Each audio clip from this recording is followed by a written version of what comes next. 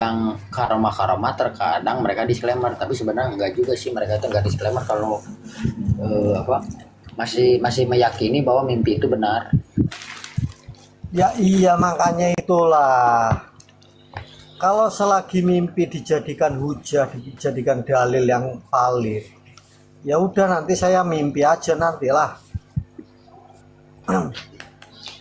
Kenapa kok kamu menanti mimpi? Alian sudah langsung berbohong lah, sama aja. Oh iya benar, benar. Kok repot. Nanti dalilnya mimpi ya Mas Luko ya, dalilnya mimpi ya. Iya. Oke siap. Saya waktu itu njitakin Pak Mukodam dalam mimpi. Nah, seperti siapa itu? Karena Apa itu? Surgawi itu loh, tahu nggak? Saya bermimpi cipok-cipokan dengan Habib Rubi katanya. Nggak kurang ajar lah itu. di lumat bibir saya nikmat rasanya. Nah ini Nah, karena ini yang orang lain. ini mana ini?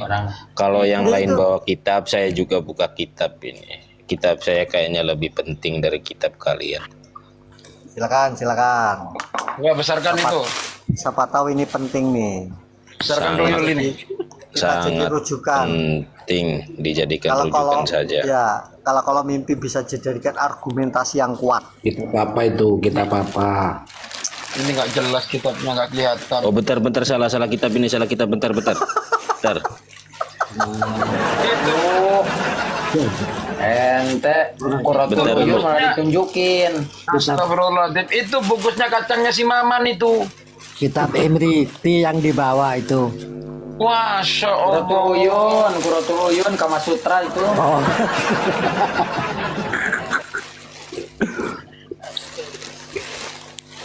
Rusak, hancur semua ini kalau Pak Lawi ini. Saya Kita masih dalam zaman, masih zaman. Baca kitab Kama Sutra yang tulisan. Kalau gua udah visual, udah modern. Kama Sutranya tuh udah modern, udah bergambar. Hidup. ya. Siapa tadi yang bilang kitabnya ini Qurratul Uyun? Saya kasih tahu kitabnya ya. Tadi yang pertama, yang awal. Bukan, yang awal juga bukan. Udah cepat lah, kelamaan lah. Nah, Bentar. Kaisar. Kayak kitab ya, Pak. kitab apa itu gondol? Kitab Imriti. Nggak tahu itu Kailani kali. Nah ini kali berdoa iki mau iki. Oh sama ya. Ya sudah kalau sama, coba dibaca. Oh ini. Waduh, screenshotnya nggak bener ini. Nah ini saya kasih judulnya aja nih. Mana judul kitabnya? Astagfirullahaladzim. Kok punya saya jadi lemot ya device-nya ya? Memang tuyul ini. Berarti mereka itu seneng banget dengan mimpi ya Luko? Ah ini nama kitabnya. Astagfirullahaladzim Izar, ya Allah. Nggak penting itu nggak penting. Itu lebih parah, Fatul Ijar lebih parah. Biar sama-sama buka kitab, nggak kalah saya. Bukan, itu nggak penting karena itu apa ya istilahnya. Ya itu namanya kitabnya tuyul kan gitu. Ya tahu saya juga kepo. Gini, Kaisar ente tuh salah ini, salah waktu. Mereka orang kan lagi palang merah istrinya. Ente buka itu gimana sih? Oh ya pantas pada marah ya. Oh ya betul. Ini apa ini? Ka'bah hilang dan pindah ke Tarim. Aku pernah mendengar seperti ini ya. Ada sebuah cerita. Ada sebuah cerita yang mana ini ceritanya itu terkait dengan Syekh Abi Hasan Asyadzili. Abi Hasan Asyadzili ini terkenal Sultanul Aulia di zamannya kan gitu. Lalu kemudian Nabi Hasan Asyadzili ini pernah memindah Ka'bah. Memindah Masjidil Haram ke daerahnya. Redaksinya. Tunjukkan dulu. Ini ceritanya dulu. Nggak ada. Oh berarti ceritanya bohong.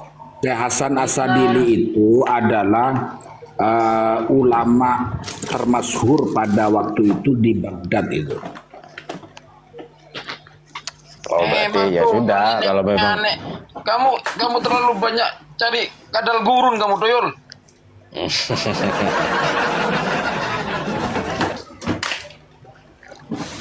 Enggak, soalnya pernah ngedengar cerita kayak gitu. Saya nggak perlu redaksi, kan gitu saya sampaikan ketika saya mendengar gitu loh. Adapun itu benar atau salah ya. Itu pun ya, dibuat, tahu, itu pun dibuat oleh Baklawi karena setelah menceritakan itu untuk dalil pembenaran. Terus Kalau dari mereka buat yang lebih dahsyat. Gini Pakku, kalau di kitabnya Baklawi percaya, masalahnya jangankan sekelas Abu Hasan Asadili, yang Abu Hanifah aja di kitabnya 45 tahun kok dia itu sholat 5 waktu hanya wudhu sekali di kitab mereka loh ya.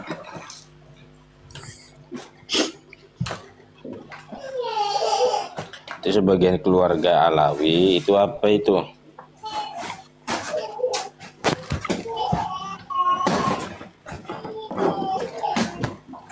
Masa 45 tahun hanya wudhu sekali melaksanakan. Perlu biayai akang. Ini bagus loh, ini minda Ka'bah loh itu Rek. Istimewa ya, orangnya bisa minda Ka'bah ya. Ya nanti saya ini yang apa? Yang bawa palunya tuh. Assalamualaikum ya Anjas. Assalamualaikum warahmatullahi. Berarti mungkin dia itu ngebonan itu, Ratu Bilqis itu. Aku.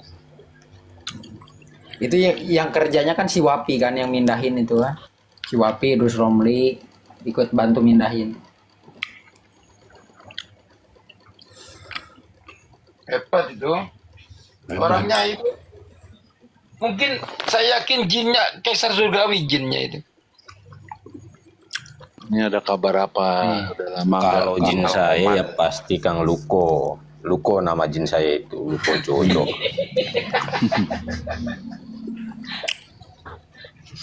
Ini ada Kenapa, ceritanya, ya kan?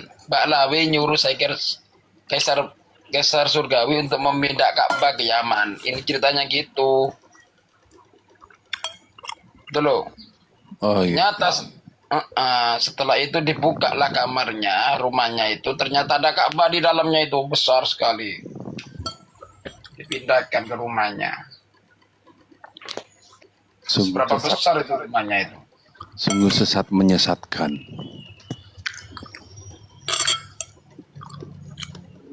Kok nggak dipindahkan semua dengan raja-raja Saman juga itu ya? Itu yang makan siapa itu? Enggak gini. Gua yang enggak habis pikir itu begini. Bisa Mi'raj. Terus tasarruful kaun fi hayatihi wa ba'da wafatihi. Bisa mindahin Ka'bah. Bisa apa lagi ya? Tapi giliran orang kresek nanya kitab sejaman nggak bisa ngemunculin, gimana sih? Ini Pakku, itu karangan siapa, tahun berapa, konflik di sana seperti apa?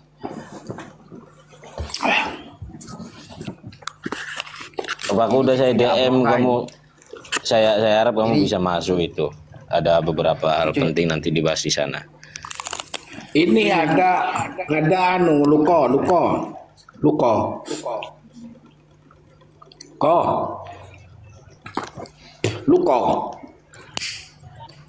Cucunya Abroha ini udah jelas pick ini. Abroha kan cucunya gak sempet mindahin. Abroha kan gak sempet mindahin.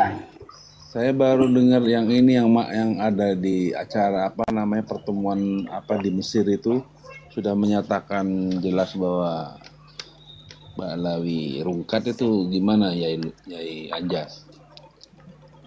Ya sudah afik kan, mereka sudah menyatakan dan memberikan statement bahwa Wali Songo itu tidak ada nasabnya yang berhubungan dengan Baklawi. Kan sebenarnya sudah terang benderang gitu, nggak ada yang mengisbat orang-orang di ini nanti hal ini perlu dibahas lagi karena ada sesuatu yang ganjil juga. Yang perlu dibahas lagi. Saya harap Ruhi nanti masuk juga. Ini tidak di WhatsApp karena di WhatsApp itu kemungkinan banyak yang menyusup juga, banyak bisa di tracking dari luar gitu kan. Makanya saya gunakan dengan hal-hal yang lain, yang mana itu jauh lebih aman daripada WhatsApp. Allah. Karena teman-teman buka kitab seolah-olah saya juga bisa baca kitab, saya juga di background dengan kitab. Biar coba pakai Telegram, kalau aman pakai Telegram ya. Ya, itu yang saya pakai. Enggak gini teman-teman ya, kita objektif. Jadi begini, kalau saya sendiri itu tidak pernah nge-roasting, itu tidak pernah. Apa adanya yang ada, gitu kan. Nah, di teks ini ya adanya ya begitu. Nah, makanya berdasarkan apa yang saya sudah telaah itu, dan saya itu di bawah itu sebelum memunculkan ini itu sudah menakwil dulu. Ini susah untuk saya, itu nakwilnya itu sudah susah, sudah kategori ini itu sesat menyesatkan, sudah nggak bisa ditolerir. Nah, maka karena udah tidak bisa, maka diinformasikan ke publik. Kecuali yang setelah saya pelajari masih bisa ditakwil, saya nggak informasikan ke publik gitu. Karena apa? Karena bukan kesesatan, buat apa gitu. Kalau yang kesesatan ya buat edukasi, maksudnya itu khawatir hal ini itu sudah digaungkan kan, dan dipahami, dan ini sesat menyesatkan nanti gitu kan. Nah, seperti di sini sulit bagi saya untuk menakwil. Terlebih di sini itu ada penjelasan juga tentang hadis-hadis Nabi ya, bahwa kategori mimpi itu seperti ini gitu kan. Dan apabila orang mengklaim mimpinya itu yang istihjaan kepada atribusi Tuhan atau atribusi kebesaran Nabi Muhammad, maka mimpinya itu adalah dusta. Gini loh Faku, memahami tentang mentakwili satu teks atau ibarah itu suatu ibarah yang tidak keluar dari syariat tapi ada khilafiyahnya. Namun kalau sudah ada kitab isi teks itu, ibarah itu sudah keluar dari syariat, sudah jelas dan sore kalimatnya, mau takwil apa? Gimana sih? Iya betul, makanya kan ada yang suatu yang bisa ditakwil, ada yang memang udah bablas kayak ini nih kan, sore semua. Seperti uri jabila siroti muntaha. Iya. Itu udah mentok, itu udah nggak bisa jadi sholat, nggak bisa, kecuali seperti bahasa yang dimuat oleh Abu Yazid Bustami, Anahu Abu Yazid Bustami Mi'raj, enggak uri jabi, enggak, bahasanya tuh enggak uruj gitu kan. Ila siroti muntaha, udah itu udah susah takwil, itu udah susah. Jelas itu Mi'raj itu. Nah, itu ceritanya orang itu mau haji ya, terus si Masjidil Haramnya itu masuk ke rumahnya si Syarif tadi ya. Iya gitu. Kabur, bukan. Enggak. Pas masuk, lah kok Ka'bahnya hilang gitu kan. Bukan lam ajidu al-bait asy-syarif gitu kan. Kok Ka'bahnya hilang. Assalamualaikum. Waalaikumsalam. Terus setelah hilang? Ya setelah hilang dia kebingungan kan. Terus kemudian dia didatangi oleh seseorang laki-laki, Habib juga gitu kan, minal alu abi alawi kan, min ali abi alawi, seorang Habib. Terus si Habib dia bertanya ke si Habib itu, "Bib, kok Ka'bahnya hilang, gimana sih? Ente mau tahu di mana pindahnya? Yuk ikutin aneh," gitu kan. Nah, pasir tuh holpahu. Terus aku mengikuti orang tersebut, si Habib tersebut. Hatta dakhona Inat, sehingga masuklah ke kampung Inat, ke rumahnya Habib Abu Bakar bin Salim. Waidan, aku kaget gitu kan. Pas masuk ke rumahnya Abu Bakar bin Salim itu kaget. Himatun adimatum, kaget yang luar biasa sekali gitu kan, terkejut lah ya. Indah buyuti syekh itu kan, di rumahnya Abu Bakar bin Salim itu. Terus kemudian wasmi sautahu dakholaha. Terus aku mendengar ada suara pas aku sedang terkaget-kaget itu, adalah suara dari Abu Bakar bin Salim gitu kan. Dakhilha, masuklah kamu masuk. Ayo jangan malu-malu gitu kan. Jangan mangap terus. Siapa itu? Itu Abu Bakar bin Salim. Faqalat hadzal baitil azim. Aduh. Nah itu yang mana itu tuh yang di bawah tuh apa tahulu ilahuna dipindahkan ke sini. Luar biasa, benar. Ini luar biasa ini keilmuan yang tiada taranya ini. Ini ada satu ibarat yang sangat luar biasa ya. Jadi ini kitabnya kecil sih, Kitabul Hikami Al-Imam Syekh Al-Islam Qutbid Da'wah wal Irsyad Al-Habib Abdullah bin Alwi Al-Haddad Al-Adrami Asy-Syafi'i. Kitabnya kecil tapi menarik. Fa illam Al-Hadrami Asy-Syafi'i syajarati syarifah fi nihayatil quwwah wan numu war rusukh furu'an wa usulan khifa 'alaiha al-intifa' fi dhalikal waqti wa man ajalla dhalik istadda khawfal kaba'ir min su'il khatimah wa zaygul qalbi indal maut. Jadi kalau Anda tidak tidak ada rasa di dalam hati kamu itu menghormati yang sangat luar biasa kepada syarifah, Anda itu nantinya ditakutkan, itu dikhawatirkan takut menjadi dosa-dosa besar dan matinya dalam su'ul khotimah atau tertutup ketika Anda mati hatinya.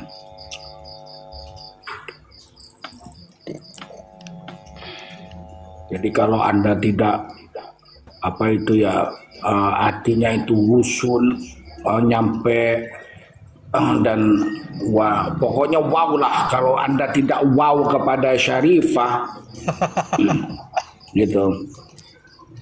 Mohon maaf itu memang udah ada yang tahu Pak ya yang dalam isi gentong itu apa?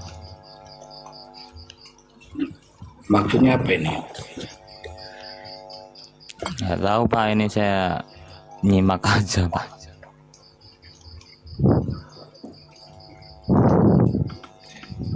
Anis dari mana Anis?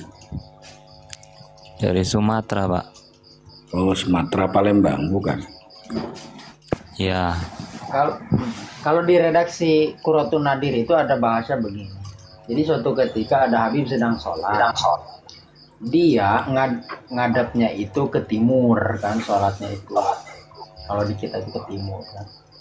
Nah terus ditegur kan oleh jamaah. Ini kok malah ke timur, bukannya Ka'bah di sana sebelah barat. Ente diem, ente nggak tahu gitu kan. Bentar, tiba-tiba wal Ka'bah amamahu. Pelang, Ka'bah itu ada di depannya. Itu ada di Qurratun Nadir, itu ada. Ini mohon maaf dari mana aja ini Pak? Saya dari Cirebon ya. Assalamualaikum. Ya kalau saya dari Cirebon. Waalaikumsalam warahmatullahi wabarakatuh. Cuma pada saat itu kita masih nakwil, yang dimaksud ada itu hatinya gitu kan, maksudnya itu menghadirkan, menghudurkan Ka'bah gitu kan. Tapi kalau ketika dikuatkan dengan redaksi ini, itu bukan sekedar nyimpleng-nyimpleng gitu kan, bukan hudur di dalam hati. Redaksinya amama itu. Redaksinya amama nggak bisa dengan hati. Nah makanya itu kan ada Bindoro kan, Pak Bindoro itu nakwil. Enggak Pak, kalau saya itu tetap ini Pak Bindoro pindah, ini pindah. Enggak, kata Pak Bindoro itu kan. Itu tuh hudur di dalam hatinya gitu kan. Nah, saya kan belum ada penguatan untuk menjawab kan. Nah, tapi dengan ini, itu bukan hal yang aneh. Pindah memindahkan itu bagi mereka itu. Jadi kalau lagi sholat itu mereka tuh rebutan. Isi Ka'bah itu apa toh Pak? Kenapa Pak? emang isi Ka'bah itu dalamnya apa itu, Pak? Nah, lo udah ke sana belum? Ya belum, Pak. Ya, bentar ini. Sebentar. Ya, Jas. Bentar. Nah, kalau lo belum ke sana, ngapain lo tanya itu? Ya kirain udah tahu, Pak. Saya kan mau belajar. Ya sama aja. Nonton di YouTube banyak. Nonton di YouTube deh.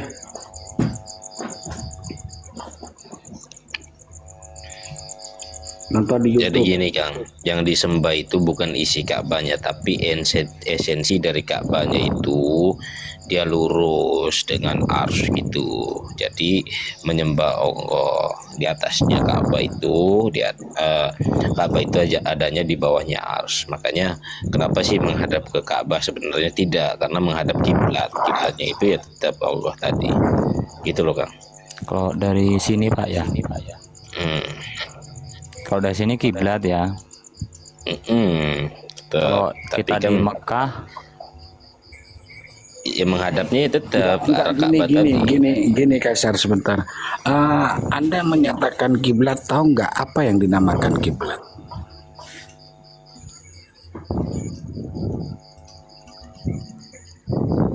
Matahari terbenam. Anis. Hah? Matahari terbenam kalau dari sini. Matahari terbenam itu bukan kiblat, gurub. Gurub Syamsi itu. Gurub. Ya arahnya kan sama Pak kiblat. Lo enggak, abang ini Islam bukan? Bentar, Kang. Ya Anjas, ini saya penasaran, abangnya Islam apa bukan? Alhamdulillah Pak, Islam. Kemarin belajar ngaji Pak. Alhamdulillah. Enggak, gini loh, gini sebentar, biar enggak lari kemana. Anda tahu nggak kiblat itu apa? Ya belum tahu Pak. Loh, kok Anda menyatakan tadi kiblat? Itu pemahaman dia, Ki Anjas. Saya paham dia itu orang Islam di Indonesia itu kan menghadapnya kan ke arah matahari terbenam gitu. Enggak, gini loh Kaisar, dia kan tadi belajar Islam. Pertama kali yang dia pertanyakan adalah apa sih isinya Ka'bah. Lalu dia lari ke narasi, kenapa kok menghadap kiblat? Di Indonesia menghadap kiblat kemana? Maka dengan narasi itu saya sudah tebak ini orang. Ya saya kan sholat kadang di ladang gitu Pak ya, di perkebunan. Kadang-kadang kiblatnya tuh salah-salah gitu Pak, tapi saya ngeliat matahari ke sana gitu Pak. Sebelum Anda memahami kiblat, dipahami dulu tuh kiblat tuh apa, gitu loh. Jadi biar nggak bingung. Iya Pak, gitu loh. Kalau kayak gitu terus masuk majelis Habib, nanti akan diarahkan begini. Kamu nggak masalah mau ngadep mana, tapi ahsan kamu ngadep Tarim. Tapi nggak masalah, yang penting di hatimu ada cinta kepada Habib. Mau ngadep ke barat pun nggak masalah. Yang terpenting hadirkan